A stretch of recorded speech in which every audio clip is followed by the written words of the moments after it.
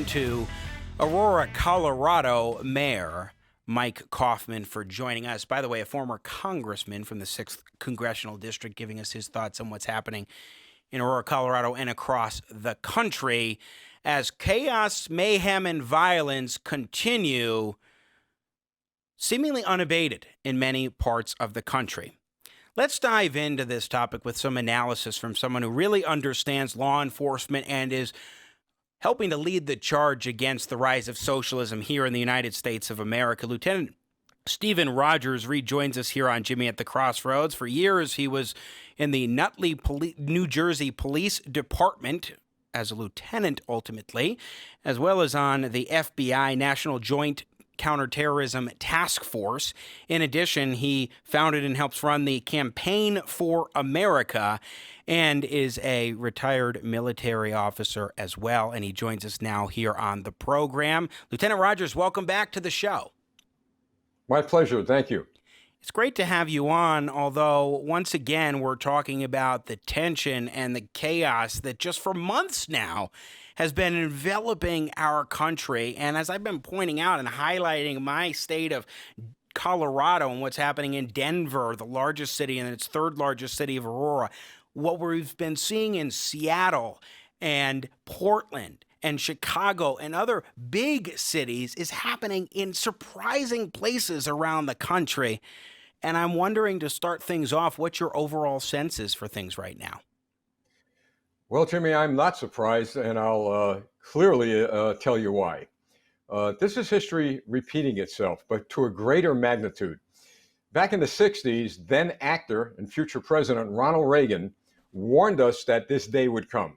He fought the socialists and the communists that infiltrated into Hollywood, warned us that if they weren't put in check, they were going to come into our educational system, our corporations, our unions, and envelop every single parts of our lives. So he defeated them. He defeated the Soviet Communist Party in the 80s when he was president. They were sent into the ash bin of history.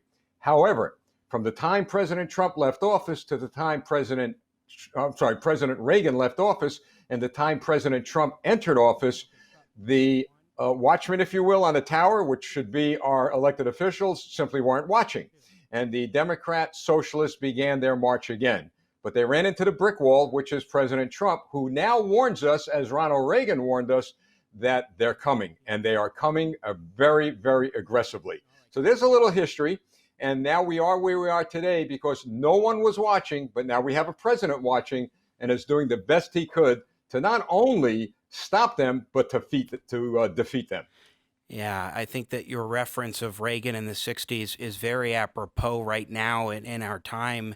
And I think we need to understand that this is not something new in all of the sense of the word new. In some ways it's new. In other ways, we've seen this story before. We've at least seen some predecessors to this. But what's so stunning is how brazen these people are. I want to show you a clip here, Lieutenant Stephen Rodgers, of last Sunday at a pro-police rally demonstration in downtown Denver, Colorado, when I was there for the 6th time. It's an annual Law Enforcement Appreciation Day event, and we were actually swarmed and disrupted by Antifa and the Party for Socialism and Liberation and Black Lives Matter radicals. And I just want to give you a taste of how this swarm began so you can see how brazen they are across the country.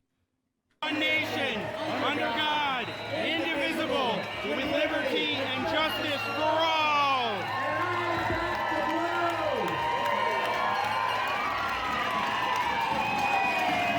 This is all they can do. They cannot let you speak. I'm so thankful that you guys came out in the midst of all this foolishness. And now I want to invite up the founder of Pro-Police Rally Colorado. Well, we give thanks to God right now. Ron McLaughlin, are you here?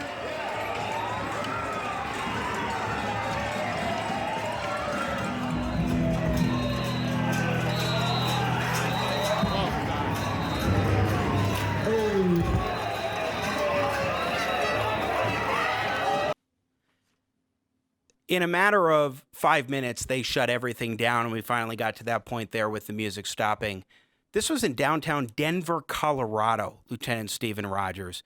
It's not just a Portland and Seattle thing.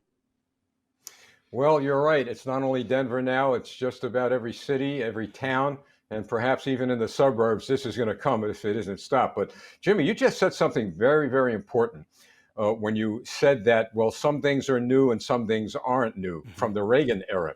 What is new and why these people are being emboldened is because during the time of Reagan, we didn't have politicians taking a knee.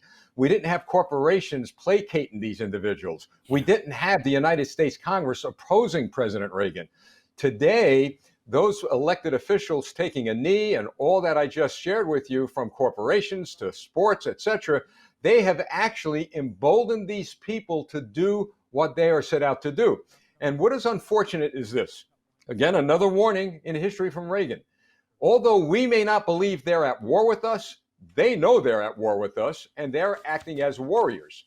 So what we have to do is act as warriors ourselves. And that doesn't mean to go out and confront them violently, but that means to go out and do what we must to remove them, meaning those elected officials, from office. And you do that in November. Got to get rid of all of them. That's how you get rid of their power, and then things do change. But there's a difference, Jimmy. Everybody stood up for America. Now we've got, looks like, a good number of elected officials and others in America taking a knee. Yeah, and not just taking a knee, in some cases, active participants. I mentioned Aurora, Colorado. We talked with Mayor Mike Kaufman in the last segment. And one thing that's been so striking to me is that we have a few members of the Aurora City Council who are outright socialists themselves. A couple of them actually have worn the socialist rose as a pin in their official photographs, and they're involved in the socialist, this party for socialism and liberation that not only helped to organize last weekend's riot, or 2 weekends ago, the riot attack on Pro-Police Rally Colorado, 6th Annual Law Enforcement Appreciation Day, but over the weekend in Aurora, Colorado, and I want to get your reaction to this, they started, let's do cut 9 here, they started busting up windows, tearing down the plywood that was protecting the municipal court building, and just absolutely devastating it. Take a listen to this.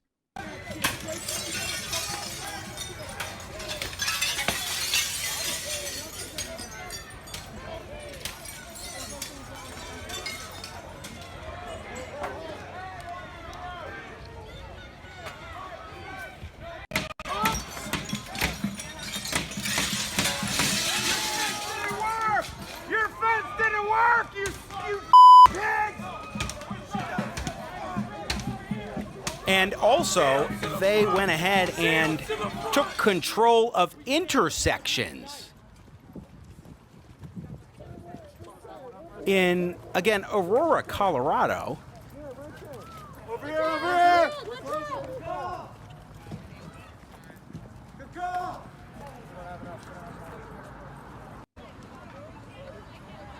And you can see here, they are literally, these are not police officers. These are socialist extremists literally turning around traffic. Police threatened to make arrests. They said that they would use gas on protesters, as so-called protesters, as they were rioting and destroying public property. And this is insane, and this is happening across the country, Lieutenant Stephen Rodgers, and seemingly unabated. Well, it's unabated because the Democrat socialists in office are ordering their police to stand down. But keep in mind that tune may change, as it changed with Mayor Lightfoot of Chicago. Now, here's a woman who ordered the police to stand down, and then the protesters turned on her, and they were marching up her street to her neighborhood. She dialed 911, and unfortunately, the police responded, but I know they have to do their job. But this movement, this socialist, and now what is bordering on a communist movement, once it gets into the suburbs, you're going to see things change, unless the President of the United States continues to do what he's doing to send federal law enforcement officers in. But I got to tell you, Jimmy, what's frightening, if this continues in the magnitude that I believe it's going to continue, we might see martial law imposed, something none of us want to see, but this is totally out of control. And let's hope to God it doesn't get to that point. I remember several weeks back now, time flies, I had you and a number of other guests on my 710 KNUS radio show, and each one of you was thinking that we could get to a point where martial law may be declared, which is a very frightening prospect here in the United States of America. Lieutenant Rodgers, one thing that I'm looking at right now is what seems to be an overcorrection on the part of some of these police offices, police departments, where you have seen violations. Aurora, Colorado, and Denver, you've seen some excessive force used by police in certain circumstances, some instances where they didn't act, I would even say, appropriately in terms of how to address particular issues, but then they overcorrect and they suddenly decide, nope, we're not going to respond at all in these kinds of instances, which just, I think, emboldens the extremists to say, okay, well, we could just keep doing what we're doing and we're going to be able to get away with it without any sort of consequences to our actions. What do you make of that idea of like an overcorrection in a lot of these police departments where you have chiefs that are saying, we got to be very cautious here, especially, but not always, but especially guided by politicians who've politicized police departments? Well, Jim, in defense of the police, I'll never defend these politicians. They should be giving the police their equipment that they need in order to put these anarchists down. But when police officers are stripped of the equipment they need, the tools they need, the weapons they need to defend themselves, what do we expect them to do? So they've employed a new policing methodology called tactical retreat. And indeed, they're retreating. This is what the politicians want, so the police are retreating. And it's unfortunate, but I've got to tell you, I've been on the front lines with these cops. You got people throwing bricks at you, acid, fire bombs like they did in New York, and the police are left with what? A pad and a pencil. That's what they're being asked to do, to engage and talk to these terrorists. Well, you know what? For their own sake, they got to go home at night to their wife and kids. I don't blame them. Walk away and let them tear to shreds everything down until these politicians wake up. It's sad, but that's what we've come to. And this is why, Jim, you see what we're seeing today happen. Again, we're talking with retired police lieutenant from Nutley, New Jersey, Steve Rodgers, joining us here on Jimmy at the Crossroads. I want to talk about something in terms of this extreme agenda that they're pushing here. Have you seen the 8 to Abolition? Where they want to not just defund the police, but demilitarize communities, they say, which means disarming police altogether, remove police from school, free people from prisons and jails, repeal laws that criminalize survival, invest in community self-governance, provide safe, accessible housing for everyone, and fully invest in care, not cops. I assume you could figure where they're going with each of these warm and fuzzy ideas, but this is the extremism of the agenda. Well, not can I only assume where they're going, but I do know where it's come from. Yes. You do a little investigation, you do a little background check, and you find out that the Chinese Communist Party could be very well involved in financing some of these people. We know George Soros is. I mean, he's an anti-American. But there, in my view, based on certain dots I'm connecting, is that there is some foreign influence here. So we have to keep in mind that this is no longer about racism, no longer about so-called police brutality. It's about destroying the United States of America, destroying this capitalist, wonderful, free country, and replace it with a socialist government. So as soon as people wake up and realize that, then just maybe we're going to hit back and hit back hard. But that's where it's coming from. And where it's going is it's going to become a socialist country in due time if we don't hit back hard now. Now, let's talk about the role of the federal government and what President Trump can do. We're seeing Operation Legend in some cities across the country, but my understanding is that they're pretty limited in what they can do, particularly to protecting federal property and so forth. What can you tell us about the latitude or the ability for President Trump and the administration to actually address this, especially in cities where the leaders are feckless and unwilling to address the concerns? It's a very good question, and people need to be a little bit educated on this. Mm-hmm. The United States military cannot be deployed by law. They cannot be deployed into these cities. So what the president has done is he's sending federal law enforcement officers in these cities to protect federal buildings, federal property. He's also extended the rules of engagement to arrest criminals. Now, the ideal is to work closely with the local police. Some places they are. Most places they're not, because of the Democrat socialists don't want their cops working with the federal officers. So he is limited to that extent.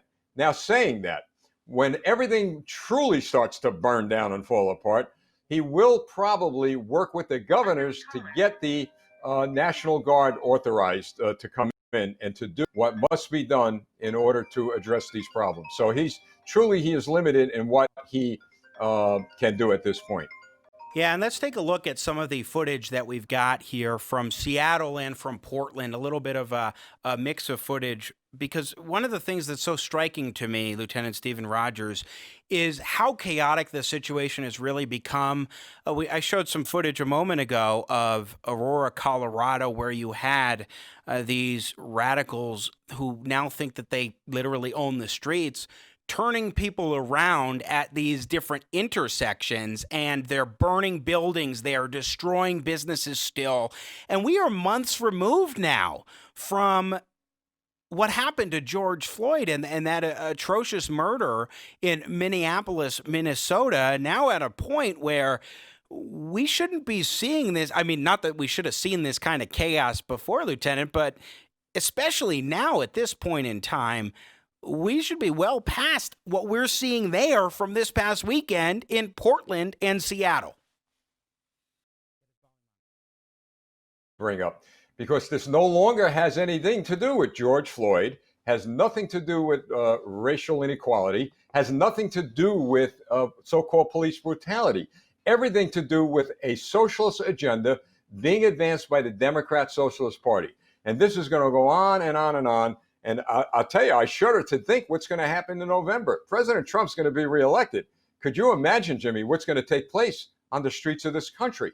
So, and therein lies the whole point. Look at what happened to George Floyd universally. I haven't talked to a person that does not agree with the fact that those cops should have been arrested immediately. Absolutely. That was pure murder. No question about it. But what a moment in time we had. We all came together and we agreed on one thing. But the movement of Black Lives Matter was hijacked by anarchists, was hijacked by socialists and communists. And now we're not fighting anybody anymore but those individuals, meaning that the Communist Party of the United States, the Socialist Party of the United States, and their surrogates. And finally, Lieutenant Stephen Rodgers, where can we reasonably expect to go from here over the course of the next month or two in cities, and especially if it expands, as you're pointing out, and I believe that it is entirely possible that it could be expanding out of the suburbs, but especially if it does extend out into the suburbs. I mean, this is a serious crisis. And, some point to say 1968 and the riots that we had then, there were a few parts of the country, a few cities where we had riots in 1968 as a result, especially of a couple of tragic assassinations. But nowadays, in this year of 2020, this kind of madness is happening all across the country, and it seems every corner of the nation. Well, we're at war, as Reagan warned us. We're at war with communists and socialists. Where do we go from here? Well, the only thing we can do right now is hope that individuals that are elected to office, especially Republicans, and Jimmy, look, I'm a Republican. I've been very frank. I want to know where my elected officials. I want to know en masse the Republican Party elected officials need to stand up very publicly with the president, who seems to be the only guy standing up and fighting to save this country. They need a unified force to hit back. And you make sure that you have people on the mayoral level and city level to do what Mayor Giuliani did in New York. I'll tell you, he took grief from no one. He got his cops in there and they cleaned that mess up immediately. And then the most important step is in November, Jimmy, get people out to vote. That's what we do in this country in a peaceful, lawful manner. We take complete control of our government. We take America back in November by reelecting the president and turning that Congress completely over to the Republican Party. Just actually one quick final question that came to mind since you're mentioning the election here. There are a lot of people who are saying, okay, this has got to be a law and order election because of all the mayhem that we're seeing across the country that you and I are discussing today. But others say, no, this is going to be the COVID-19 election, and that works in Joe Biden's favor. How do you think it breaks down in terms of the top issues in the coming several months? It is going to be an election about the survival of the United States of America, period. And law and order is a big part of that, making sure that we keep our freedoms, our liberties. So I would say, Jimmy, we wrap it up by saying this is an election about the survival of the United States of America. Very strong and affirmative words there from you, Lieutenant Stephen Rodgers. Great to check in with you again, my friend. Thanks so much for taking the time to join us on Jimmy at the Crossroads today. Jimmy, my pleasure, and I urge people to keep our nation in prayer. There's still a God above. Let's never forget that. Absolutely. Amen to that, brother. You just watched a clip from Jimmy at the Crossroads. Don't miss more engaging, intelligent talk. Subscribe to the Jimmy at the Crossroads YouTube channel today. You want to catch our live show.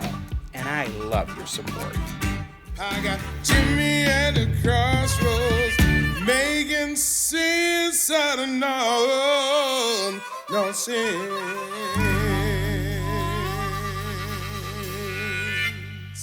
Yeah.